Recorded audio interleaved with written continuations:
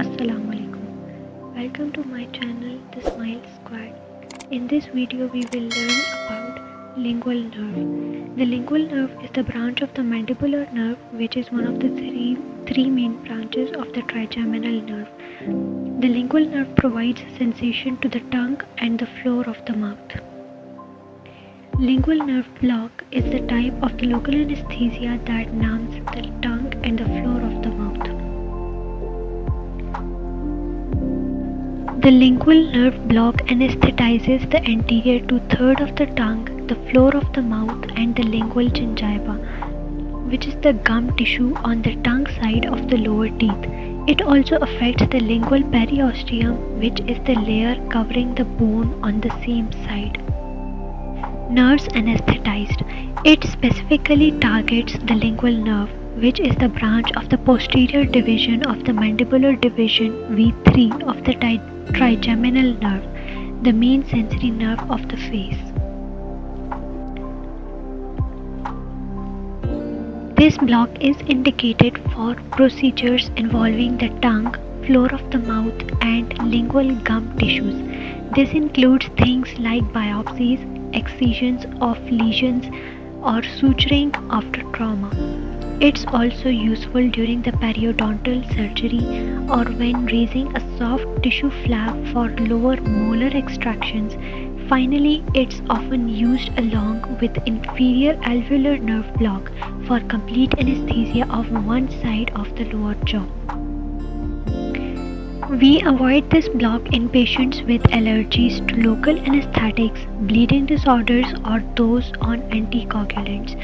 Also, it's contraindicated if there's infection or inflammation at the injection site or in patients with serious cardiovascular diseases.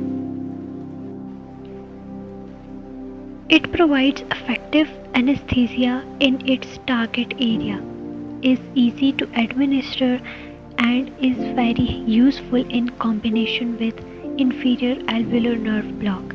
It's a go-to for many soft tissues procedures in the lower jaw. However, there are risks. It can cause nerve damage or paresthesia. That's a tingling or numb feeling that can linger. There's also a chance of injecting into a blood vessel, and in children there's a risk of biting their numb tongue. Also, it doesn't anesthetize the buccal gingiva or the teeth themselves. Alternatives.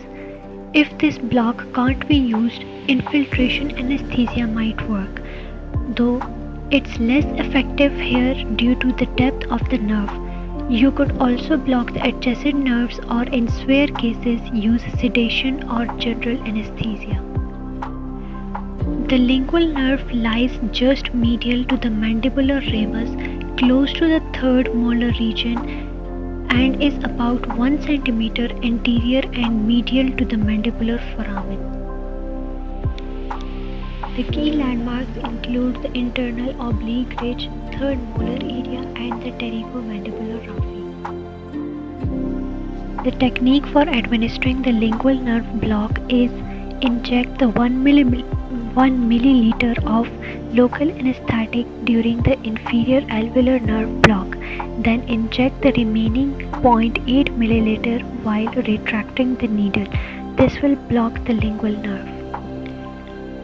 The area of insertion for the lingual nerve block is the mucosa on the medial side of the mandibular ramus, just lateral to the pterygomandibular raphe.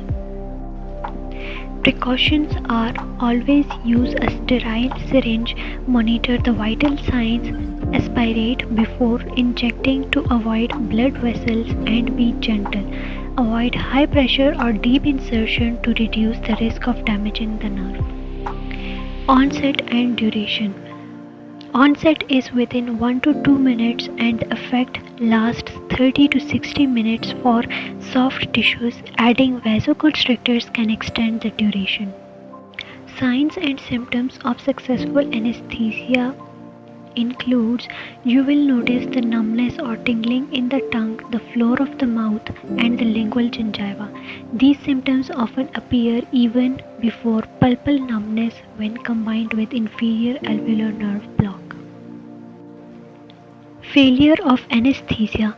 If the patient still feels pain, it could be due to the incorrect needle placement, too little anesthetic, anatomical variations, or if the dentist skipped depositing near the lingual nerve during the inferior alveolar nerve block.